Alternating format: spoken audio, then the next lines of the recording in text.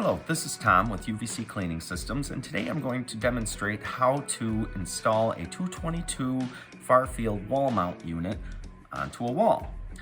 The first thing that you have to do is remove the back plate, and you'll want to get a flathead screwdriver, kind of take those off. And when you look at the back plate, you will see these indentations. And depending on how you're going to install the wall unit, whether it be into drywall or onto a board, you're going to remove what you need. Generally 2 of them is fine, maybe 4.